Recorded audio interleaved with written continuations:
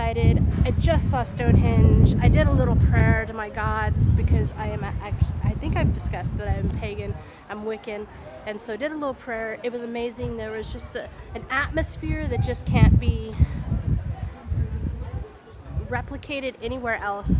I'm gonna check out the exhibition, and there's like a little space out there, and then we'll be moving on pretty soon to our next stop, which I can't remember where it is. But guys, another bucket list checked off. I'm so excited to have seen it. Just absolutely stunning, despite the weather, despite the cold. Super cool. Make sure you check it out.